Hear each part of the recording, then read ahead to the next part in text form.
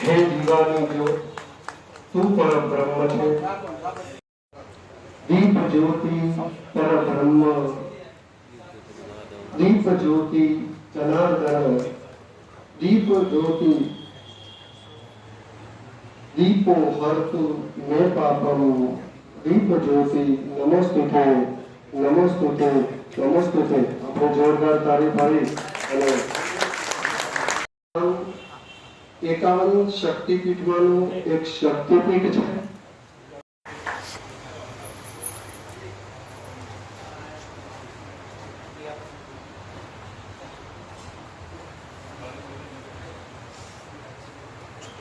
ખુશ્બુ મળે અને નાળને શાળાનો ઉત્સાહ મળે, નવો ઉત્સાહ મળે, નવો ઉત્સાહ મળે।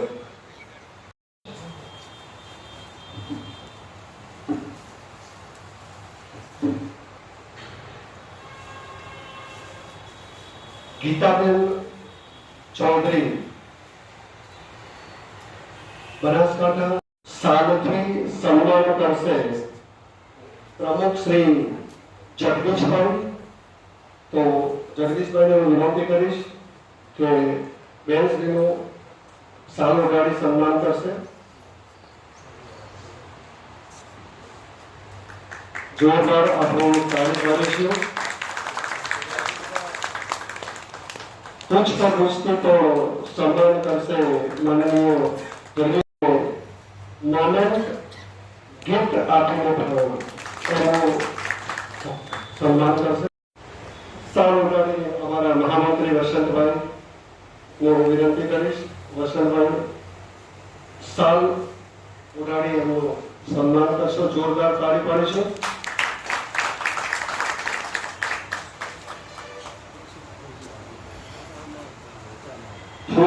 सॉरी पुष्पगुच्छ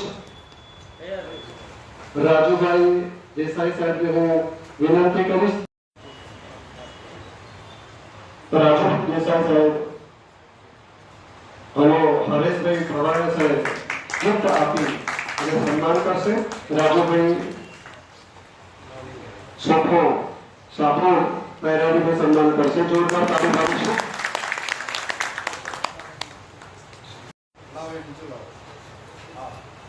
जोरदार ताली पाડીશું ભાઈ। આપણે તાળી પાડવામાં કસર કરી વિપુલભાઈ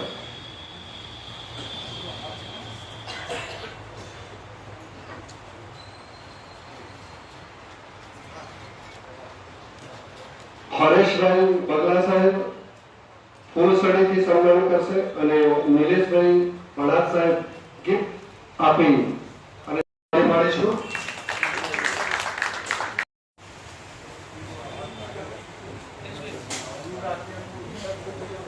मनीष क्या मनीष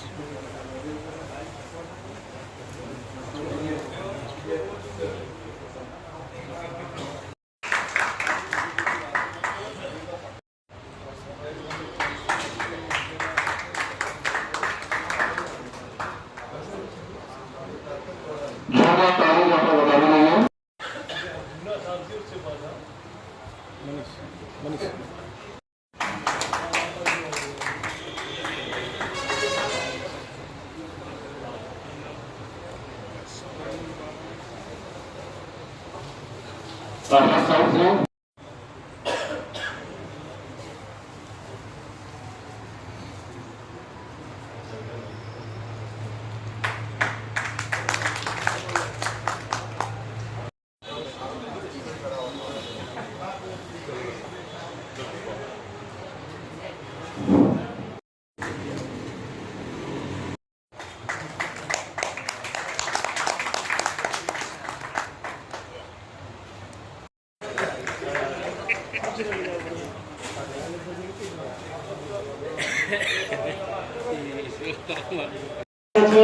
મને બનાવીને પણ મોટો કર્યો છે। સાથે વિનય વિદ્યા મંદિરમાં વર્ષો સુધી હેન્ડબોલમાં ગુજરાતમાં હેન્ડબોલનું નામ પડે ને હેમરાજભાઈનું નામ ન હોય એવું ક્યારેય બન્યું નથી ને ઘણા બધા નેશનલ પ્લેયરો એમના દ્વારા આપવામાં આવેલા છે। એવા હેમરાજભાઈ સાહેબનું સન્માન જ્યારે થઈ રહ્યું છે ત્યારે જોરદાર તાળીઓથી આપણે વધાવી લઈએ।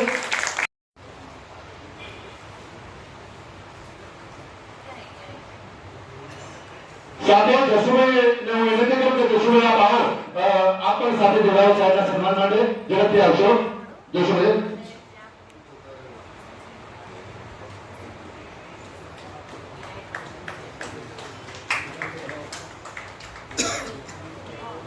રૂપાલ સરપંચ તરીકે પણ સોઢિયા ગામના સરપંચ તરીકે પણ પોતે પોતાની ઉમદા સેવાઓ આપેલી છે એવા પથુજી જ્યારે રિટાયર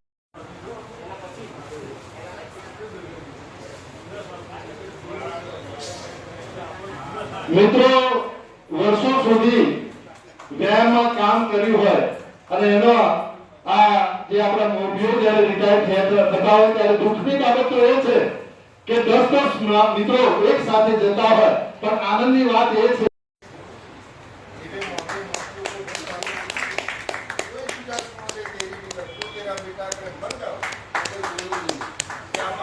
જોરદાર તાલીમ આપણે વધાવી દઈશું પ્રતિક્રિયાનું સન્માન જ્યારે થઈ રહ્યું છે ત્યારે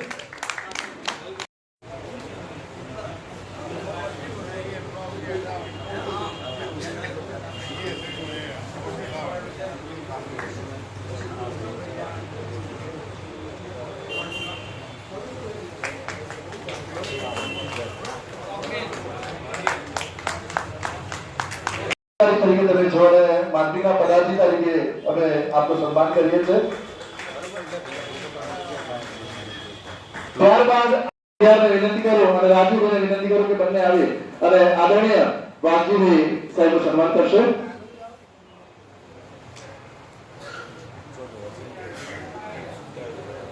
સાહેબ સોનિયા સ્કૂલમાં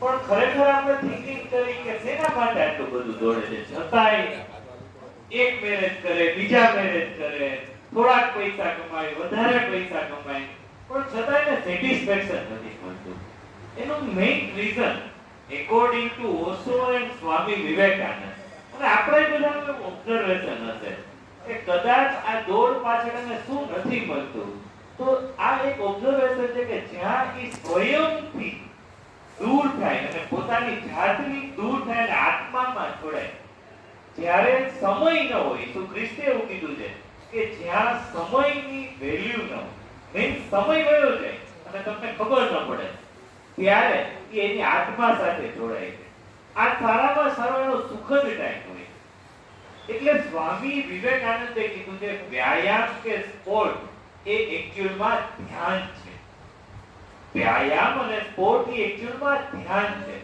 તમે કદાચ ફાસ્ટ બાઇક ચલાવો કાર ચલાવો શું કામ ચલાવો છો કારણ કે તમે ત્યાં સમયથી દૂર થાઓ તમે કોઈ સારી બુક વાંચો છો શું કામ તો સમયથી દૂર થાઓ છો પિક્ચર મૂવી 3 કલાકનું જોવા બેસો અને તમને એવું લાગે કે અડધી જ કલાક થઈ ગઈ શું કામ આપણે સમયથી દૂર થઈ એકોર્ડિંગ ટુ મે સ્વામી વિવેકાનંદના કોટ વાંચ્યા છે કે જ્યારે ફૂટબોલ આપણે રમતા હોય ફૂટબોલ રમતા હોય અને આપણને લોહી નીકળતું હોય અને આપણને ખબર ન પડે આ શું છે તો આ ધ્યાન છે મારા મતે સૃષ્ટ શરીર તંદુરસ્ત શરીર જે આપણને આપે છે આ શું છે તો તંદુરસ્ત શરીર આપણને ધ્યાન તરફ લઈ જાય છે કદાચ મારે વ્યાયામ શિક્ષકોને એટલી અર્થ છે કે જે હરીફાઈ હોય કે ગમે તે હોય એક છેલ્લા સ્ટેજે જ્યારે કોઈ રનર્સ થતું હોય જ્યારે કોઈ ગોલ કરતા હોય ત્યારે સ્ટુડન્ટને શીખવાડે કે પોતાનાથી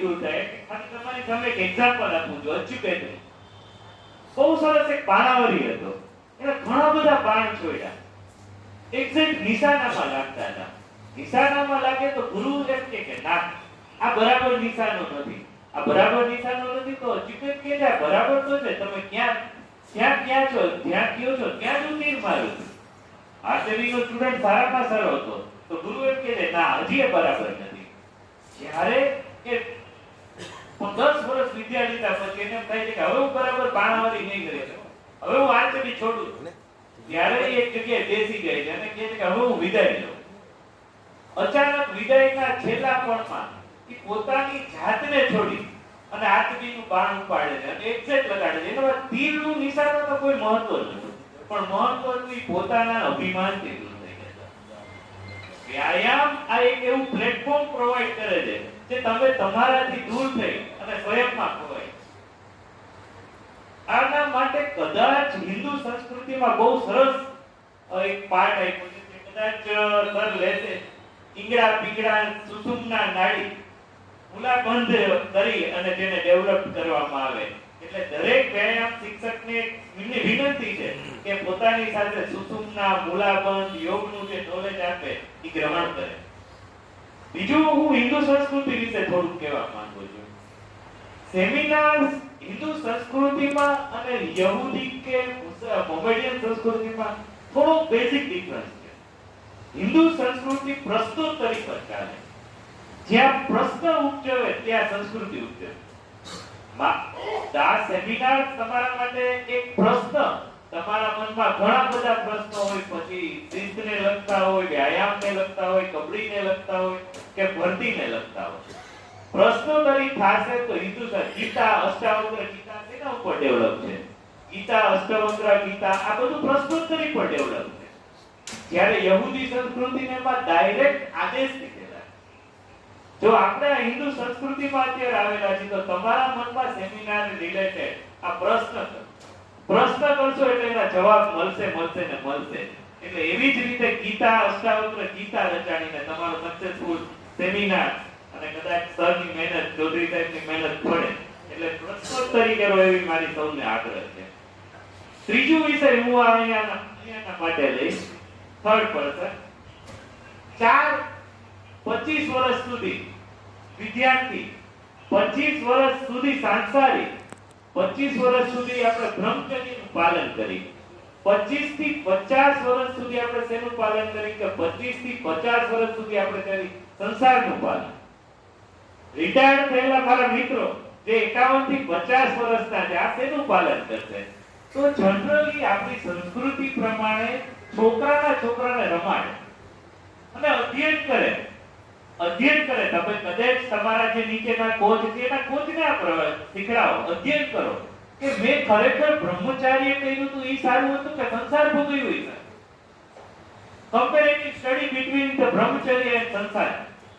51 થી 75 વર્ષની આ ઉંમરમાં આપ સૌનું સ્વાગત છે. આપ 25 વર્ષ અધ્યયન કરો કે કયું મારું બાળપણ સારું હતું કે મારું આ, અને પછી 75 વર્ષ પછી વન આશ્રમ કરો એવી મારી આપ સૌને આગ્રહ છે. લાસ્ટમાં મારી યુનિવર્સિટી વિશે મને કમ્પલસરી કહેવામાં આવ્યું છે કે આપ થોડા શબ્દો કહો, એટલે હું મારા યુનિવર્સિટી વિશે થોડું કહી દઉં.